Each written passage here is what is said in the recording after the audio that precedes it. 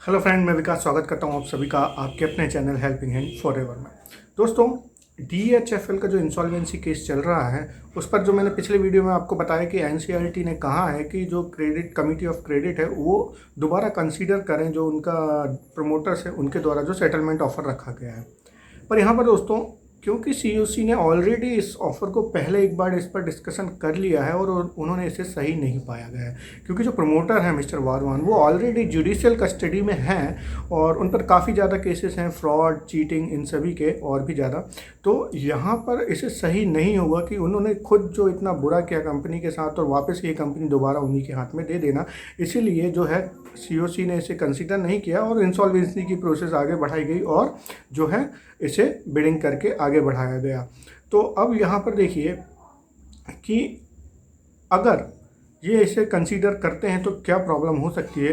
देखिए, जो सीओसी का है यानी कि क्रेडिट ऑफ कमेटी का जो एक एफिडेविट है डीएचएफएल के लिए, उसमें एक उन्होंने कहा है कि अगर कोई सेटलमेंट ऑफ़र अगर एक्सेप्ट किया जाता है तो वो सबसे पहले ओरिजिनल एप्लीकेंट के द्वारा एक्सेप्ट किया जाना चाहिए। तो डीएचएफएल के केस में ओरिजिनल एप्लीकेंट कौन है? आरबीआई। तो अब अगर आरबीआई इसे एक्सेप्ट करता है, क्योंकि अगर आप देखिए कि बिडिंग प्रोसेस में भी जो पिरामल को सबसे पहले एक्सेप्टेंस दिया था यानी कि अप्रूवल दिया था वो आरबीआई ने दिया था, फिर सीओसी की तरफ से आया था, फिर लैंडर्स का अप्रूवल, लैंडर्स ने 94% वोट दिए थे और फिर सीसीआई ने आखिरी में जाके अप्रूवल दिया था। तो सिमिलरली यहाँ पर उनके एफिडेविट में है कि पहले अगर कोई सेटलमेंट प्रोसेस भी होती है तो यहाँ पर सेटलमेंट अप्रूव करने के लिए सबसे पहले जो ओरिजिनल एप्लीकेंट है, इस केस में आरबीआई है, तो उसे ये पहले एक्सेप्ट करना होगा। और आरबीआई अगर इसे एक्सेप्ट करता है तो इनकी जो सीआईआरपी है यानी कि कॉरपोरेट इंसॉल्वेंसी रेजुलेशन प्रोसेस, उसको विड्रॉ करना पड़ेगा पहले आरबीआई को, यानी कि जो अभी तक ये प्रोसेस आ गई है उसको विड्रॉ करना पड़ेगा। उसके बाद ही जो है सीओसी के आगे यहाँ पर जो है ये कंसीडर करने के लिए रख सकते हैं सेटलमेंट ऑप्शन जो प्रमोटर्स की तरफ दिया गया है। तो इस केस में आरबीआई का कहना है कि अगर हम ऐसा करते हैं तो हमें जो है सीआईआरपी को जो है पूरा विड्रॉ करना पड़ेगा और हो सकता है कि आगे चलकर ये पूरी तरह से डिरेल हो जाए जो इंसॉल्वेंसी की प्रोसेस है और जो है कंपनी जो है डायल्यूशन के स्टेज में चली जाएगी। यहाँ पर ये डर भी जो है बताया है आरबीआई ने और इस पर ये बात कही है।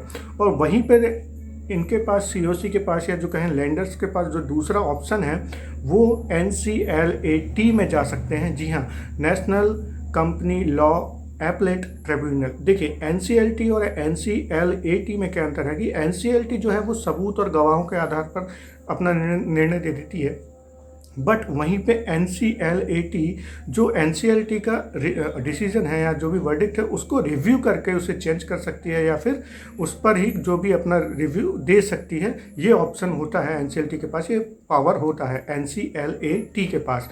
तो अगर वो एनसीएलटी से ये प्रमोटर्स के लिए ही कंसीडर करने के लिए कहा जा सकता है तो जो लेंडर्स हैं वो एनसीएलएटी के पास जा सकते हैं, ऐसा अनुमान लगाया जा रहा है। तो देखते हैं फिर आप आगे इस पर क्या अपडेट आता है। पर अभी तक जो यहाँ पर जो सिचुएशन बन रही है उसके बारे में मैंने आपको अपडेट दिया है। तो आशा करता हूँ ये वीडियो आपको पसंद आया होगा। प्लीज़ लाइक कीजिए मेरे वीडियो को, सब्सक्राइब कीजिए मेरे चैनल को।